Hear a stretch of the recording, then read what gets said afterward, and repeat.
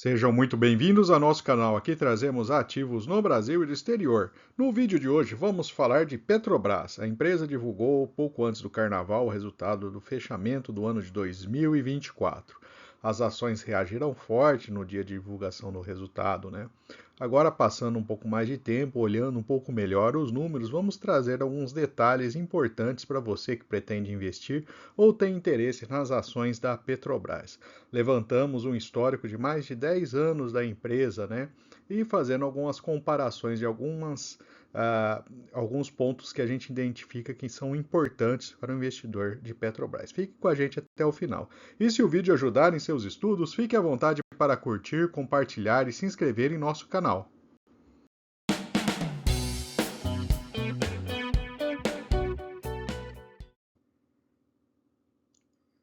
Vamos começar com o apanhado das notícias recentes envolvendo a empresa. A primeira delas, Estadão, né? Magna defende investimentos da Petrobras e diz entender frustração com dividendos. Ações desabam.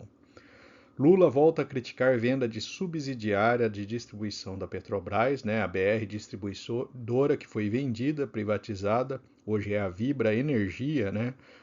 O governo Lula já várias vezes, né, vem repetindo essa informação que gostaria que a Petrobras voltasse a investir na área de distribuição de combustíveis.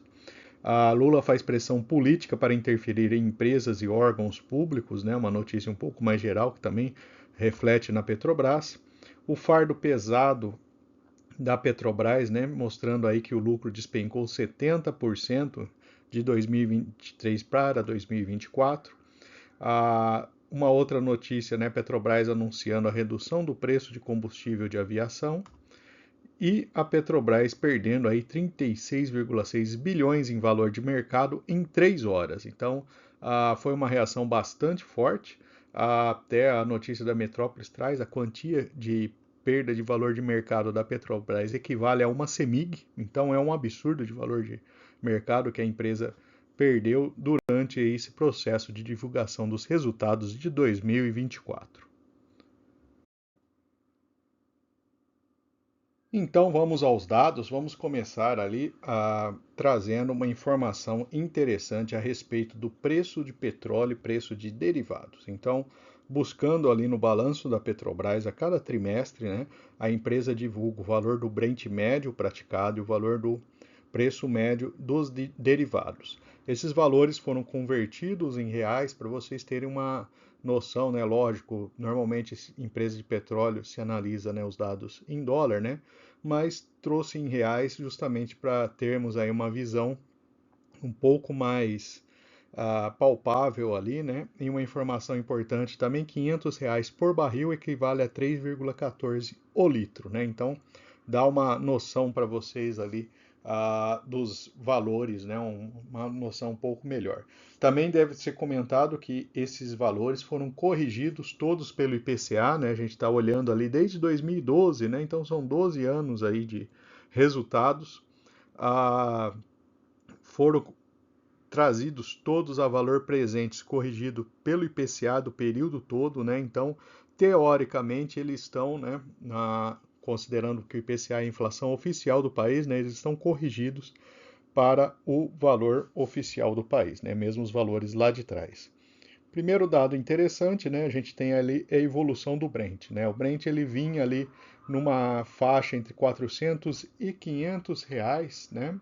Ali entre 2012 e 2014, né, ele ficou nessa faixa. Depois apresentou uma queda significativa de valor, né, chegou ali perto dos R$ 200.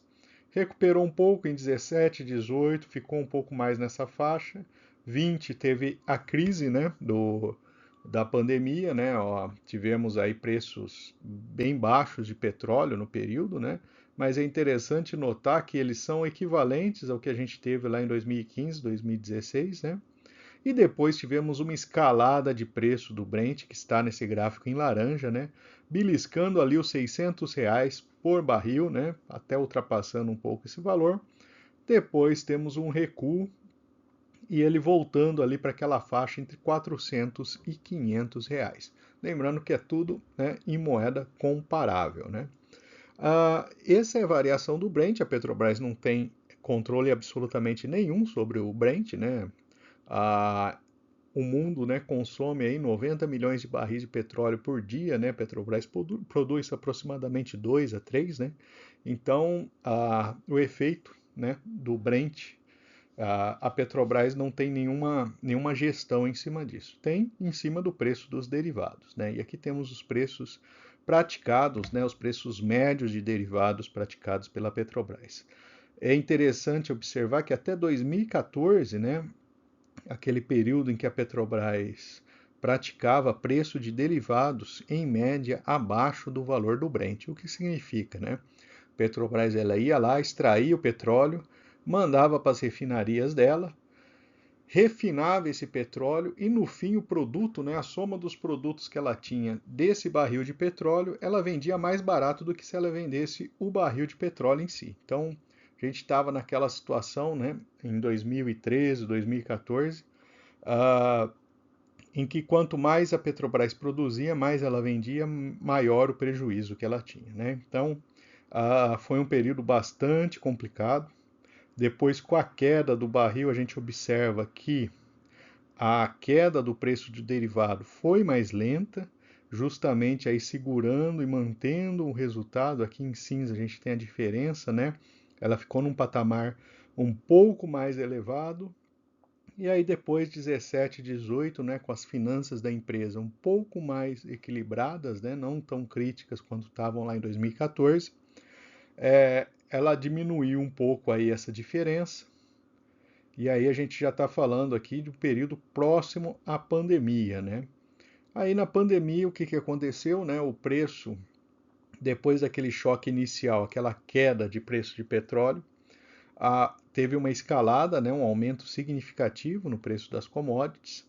Inclusive a gente tem ali, né, essa diferença bem reduzida, que é justamente a Petrobras aumentando um pouco menos do que deveria, né? Eu lembro nessa época a gente já estava em governo Bolsonaro, né?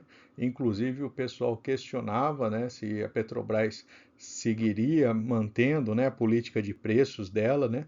Dá para observar que ela aproximou um pouco mais ali, né? Ficou bem próximo da curva e depois de atingir um pico ali, né, num período do início do ano de 2022, o preço do petróleo começou a cair e a Petrobras praticou o que ela já tinha praticado no passado, que é trazer a redução de preço, né, a uma distância aí um pouco maior, conseguindo gerar um resultado muito maior ali para os seus derivados, né? Inclusive, esse período, se a gente observar aqui, né, tivemos aquele período de trocas de presidente da Petrobras, né, foram períodos aí bastante curtos, né, de algumas gestões aí de presidente da Petrobras, né? Então, isso daí também gerou, né, uma turbulência ali dentro da empresa, né, até o questionamento ali das posições dos presidentes da Petrobras, né? E agora a gente tem ali, né, um período que a distância, né, entre o preço do derivado e do Brent, né, ela está sendo praticada ali mais ou menos equivalente àquele período que a gente tinha uma alta do preço do Brent, né? Então, ela está num patamar mais baixo do que historicamente ela tem sido praticado. Mas verdade tem que ser dita, né? A ideia é trazer dados aqui e não uma visão política da empresa, né? Ela está ainda, né, mantendo o campo positivo, né? Ou seja, ela não chegou ainda naquele patamar do período Dilma, né, que a gente tinha, em que os preços praticados estavam abaixo do valor do barril do petróleo, né? Então a gente observa, né, ao longo do ano de 2024, a Petrobras chegou sim a vender derivados com desconto, né, não praticou preços de mercado internacional, portanto seria natural que essa diferença ela estivesse num patamar aqui um pouco mais alto, né, entre o Brent e o barril. Mas isso ainda não foi suficiente, né, para gerar um grande prejuízo à empresa até o momento, né? Então, olhando o resultado de 24 sob essa ótica, né, a gente observa ali que a questão de preço de derivados, ela afeta um pouco o resultado, sim, né? Mas ainda não chega num patamar desesperador que era o que a gente tinha lá em 2013, por exemplo. Agora trazendo alguns dados também um pouco mais gerais da empresa, né, os resultados a cada trimestre, então são os dados individuais de cada trimestre da empresa aqui, né? Depois mais para frente a gente olha os dados anualizados, né? Então vamos lá, né? A gente tem um período aqui em que apesar de estar praticando, né, um preço um pouco mais baixo, né, ainda a receita da empresa era mais alta, né? Estava num patamar mais elevado. Depois a queda do preço do Brent, ela trouxe essa receita em reais, né? Isso daqui são 100 bilhões de reais por trimestre, né? A uma faixa um pouco mais baixa, 21, né? Foi aquele ano que a gente teve o crescimento do preço do petróleo e a receita aumentou significativamente. E depois ela caiu e está estabilizado aqui dentro dessa faixa aqui entre 120 e 130 bilhões de reais, né? Então, lembrando que todos esses dados foram corrigidos pela inflação, então são, portanto, dados comparáveis, né? O EBITDA, né? Então a gente tem aqui o crescimento, né, do EBITDA ao longo do período, né? Ele manteve a estabilidade do EBITDA ao longo de todo esse período de 2012 até 2018, 2019. Depois ele aumentou com o aumento da receita, aumento do preço do dólar do petróleo, né? E depois ele vem numa queda aqui, né? E aparentemente, né, ele está numa faixa ainda superior ao que tinha sido praticado lá atrás. Eu peguei o EBITDA ajustado, né, para desconsiderar alguns efeitos, né, não recorrentes, para trazer, né, de uma maneira um pouco melhor comparável isso daqui. Lógico que a gente sabe que o EBITDA ajustado, né, tem ali um trabalho ali em cima dele que muitas vezes, né, pode acabar dando uma impressão um pouco falsa. Vamos olhar o lucro então, né? O lucro da empresa, ela vinha no campo positivo. A hora que começou a cair receita, né, em 2014, 2015, ela registrou prejuízo em vários semestres, né? A, Aqui na pandemia em 2020, né, ele teve aquele primeiro impacto, mas depois o impacto positivo para cima, né, então a empresa respondeu de maneira rápida e agora a gente observa a tendência do lucro ali, né, ela veio para o campo negativo, né, ela já tinha passado ali um trimestre, né, com um pequeno valor negativo e agora registrou ali o valor negativo que teve a reação do mercado como um todo, né? Ainda assim, né, o resultado não é tão ruim quanto ela já chegou a registrar naquele período lá de trás, de 2013 e 2014. Então, ainda, né, a depender dos próximos trimestres aqui, né, os próximos resultados, então podemos entender que é um resultado recuperável, né? E um ponto importante a se observar, né, a empresa ela vinha num patamar de capex mais elevado antes da crise, depois ela caiu significativamente, passou um longo tempo até início aqui de 2024 e agora ela retomou o investimento. Empresa de petróleo é uma empresa que ela demanda muito investimento, né? Você tem que ter plataformas, né? A exploração, né? Identificação aí dos locais onde perfurar, né? Se gasta muito dinheiro. E é um ponto importante a empresa aumentar o seu CAPEX. Mas também, né, fica aquela sensação naquele período lá de trás, né, a empresa fez vários investimentos que tiveram retornos ruins, né? Então, esse é um ponto de atenção também que o investidor deve buscar nas informações divulgadas da empresa, onde está sendo investido esse dinheiro, né? Se esse dinheiro terá um retorno satisfatório para o acionista. A gente teve várias situações lá no passado em que esse investimento não teve um retorno muito adequado.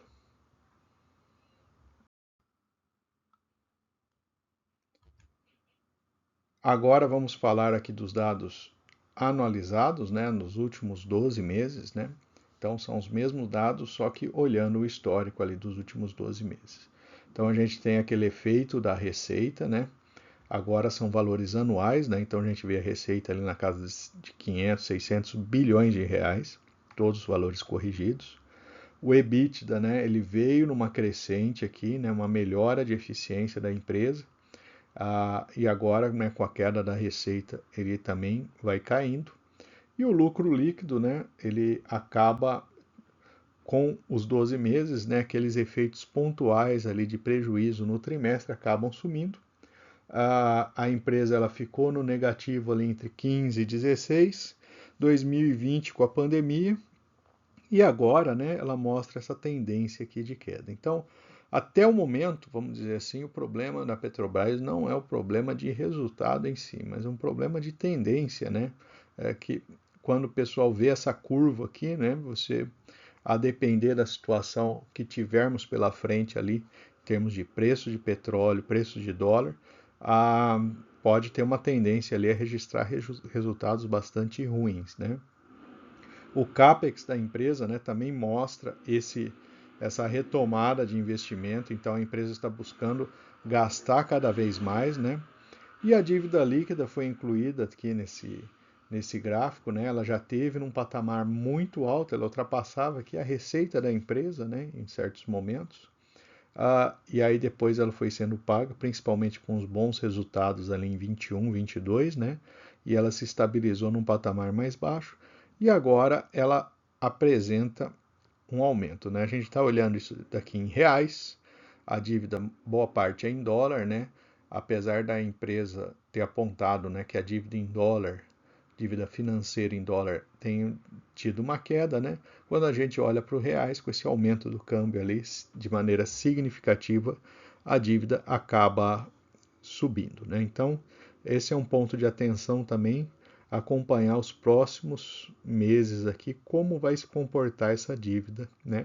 Já que a empresa ela está partindo aí para uma tendência de aumentar o seu CAPEX, né?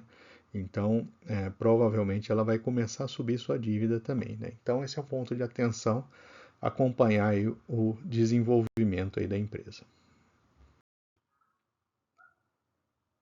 Vou trazer alguns dados aqui que a empresa divulgou na apresentação de resultados. Aqui ela mostra, né, a queda ali do lucro, né?